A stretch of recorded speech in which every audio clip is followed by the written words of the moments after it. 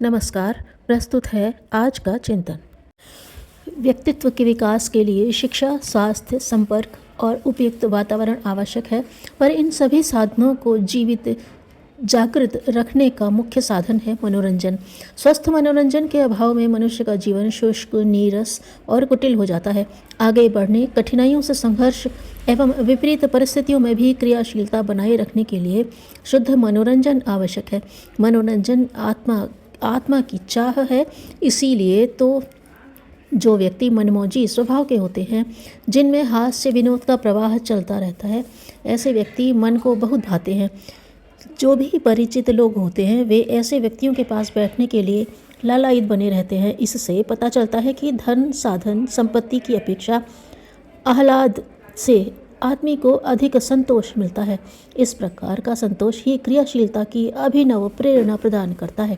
कठोर नियंत्रण, तप, व्रत, उपवास के माध्यम से मन को नियंत्रण में लाना कई बार तात्कालिक परेशानियों से तो बचा सकता है, पर जो कार्य मन के सहयोग से ही निपटाए जाते हैं, वे काम खूबसूरत भी होते हैं।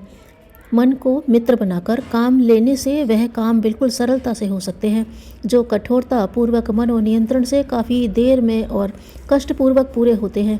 इसलिए मनुष्य के जीवन में मनोरंजन का सर्वाधिक महत्व है। गांधी, नेहरू, टैगोर, तिलक, गोखले, विनोबा भावे, पटेल, गालिब, सुकरात, Tolstoy, Shakespeare, Bernard Shaw, Napoleon, Hitler, Stalin, Churchill, Charlie, Abraham Lincoln, Russell, Mark Twain, Darwin, Einstein इत्यादि संसार के सैकड़ों महापुरुषों के जीवन में अन्य बातें, मुख्य परिस्थितियां अलग अलग रही होंगी, किंतु मनोरंजन का गुण सब में एक जैसा रहा है। ये सभी लोग हास्य विनोद में हमेशा अपने आप को तरोताज़ा किए रहते थे। लोग असमंजस में पड़ते हैं कि इन व्यक्तियों के जीवन में जो संघर्ष रहे, उनमें वे कैसे स्थिर बने रहे, किस प्रकार इतनी कठिनाइयों के बावजूद उनकी आत्मशक्ति स्वस्थ, सशक्त और सतत क्रियाशील रही। यह उनका विनोदी स्वभाव ही रहा, जिसने प्रत्येक परिस्थिति में नया बल दिया। गांधी जी कहा करते थे, मैं केवल इसलिए जिंदा हूँ क्योंकि मनोरंजन मेरा स्वभाव है। हंसी मन की गांठ खोल देती है, मेरे मन की ही नहीं, तुम्हारे मन की भी। जब मैं स्वयं हंसता हूँ तो मेरे मन का बोझ हल्का हो जाता है। उक्त कथन रविंद्रनाथ टैगोर का है। बेकन का कहना था, हंसमुख स्वभाव दीर्घ आयु का एक सर्वोत्तम साधन और सर्वप्रिय बनने का सुलभ उपाय है।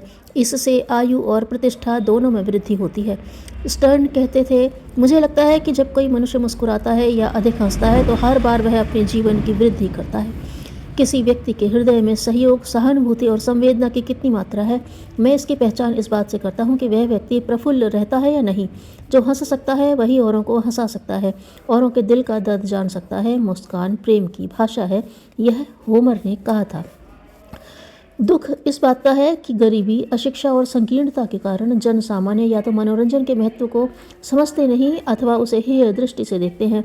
अशुद्ध मनोरंजन की ओर आकर्षित होकर शक्ति, साधन तथा समय का दुरुपयोग करते हैं। उद्योगीकरण के प्रसार के साथ साथ आज का जीवन अत्यंत व्यस्त और संघर्षमय होता जा रहा है। उधर स्वस्थ मनोरंजन के अभाव में आत्मिक दुर्बलताएं बढ़ती जा रही हैं। इसलिए प्रत्यक्ष प्रगति और भौतिक लाभों के होते हुए भी, बढ़ते हुए भी लोग दुखी हैं। अतः जन सामान्य के लिए स्वस्थ मनोरंजन की व्यवस्था करना बहुत आवश्यक है। स्वस्थ मनोरंजन वह है जो मन के अतिरिक्त शारीरिक शक्ति और स्वभाव को भी रंजित करे, शुद्ध करे। इस दृष्टि से खेलकूद जैसे वॉलीबॉल, फुटबॉल, हॉकी, कुश्ती, कबड्डी, क्रिकेट, तैरना, दौड़ लगाना, सांस्कृतिक कार्यक्रम, नृत्य, संगीत, वाद्य, बौद्धिक आयोजन, अंत्याक्षरी, वार्तालाप, वाद विवाद, लेख और कविता प्रतियोगिताएं, ये सब शुद्ध और उत्पादक मनोरंजन है। सफाई, सजावट, श्रृंगार ये भी मनोरंजन के ही अंग हैं। ये सभी गुणकारी और लाभकारी भी हैं। भारतीय संस्कृति के अनेक तत्वों में संस्कारों का महत्व भी इसी दृष्टि से है। इनका उद्देश्य मन और आत्मा की सृजन शक्तियों का उद्बोधन करना होता है। वे जिस रीति नीति पर आधारित हैं, उसे स्वस्थ मनोरंजन ही कहा जा सकता है। संस्कारित मनोरंजन का ज्ञान न होने के कारण लोग विकृति की ओर आकर्षित हो गए हैं। काम मनोरंजन है, पर वह शुद्ध नहीं, क्योंकि वह शारीरिक शक्ति को कम करता है। इससे मनोरंजन की आम परिभाषा मान लेने के कारण समाज में शारीरिक, मानसिक और आत्मिक दुर्बलता के ही द्वार नहीं खुले, चारित्रिक और नैतिक दुर्बलताएं भी तेजी से बढ़ी हैं। जनसंख्या बढ़ना स्वस्थ मनोरंजन की अवहेलना से ही हुआ है। यह देखकर कोई भी कह सकता है कि व्यक्ति ही नहीं, समाज और राष्ट्र के उत्थान के लिए भी संस्कारित मनोरंजन की अत्यधिक आवश्यकता है। आज के विद्यार्थियों और युवा वर्ग पर यह आरोप लगाया जाता है कि उनमें स्वच्छंदता, अनुशासनहीनता, व्यर्थ घूमने, गप लड़ाने, रेडियो सुनने, सिनेमा देखने की बुरी आदतें बढ़ने से समाज का अहित हो रहा है। बात सही है, किंतु अपराधी ये लोग नहीं हैं। प्रारंभ से ही अभिभावकों की यह कमी ही उन्हें इन अवांछित दिशाओं में प्रेरित करती है। उन्हें स्वस्थ मनोरंजन से वंचित रखा जाता है। बच्चे को तो आत्मिक आह्लाद चाहिए। आपने दिशा न दी, उसने स्वयं ढूंढ ली। यदि गलत ढूंढी तो दोष आपका है, क्योंकि आपने उसका शुद्ध मार्गदर्शन नहीं किया। मनोरंजन का आपके अपने बच्चों के लिए भी असाधारण महत्व है, पर उसको मनोवैज्ञानिक और सामाजिक स्वस्थ परंपराओं का ज्ञान होना भी आवश्यक है।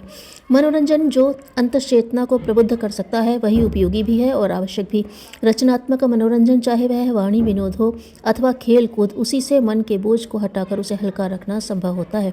यदि ये स्वस्थ परंपराएं विकसित होंगी तो सामाजिक एकता बढ़ेगी, स्वास्थ्य सुधार की सृजनात्मक दिशा मिलेगी, आक्रामक भावनाओं का शमन होगा, नेतृत्व के गुण का विकास होगा।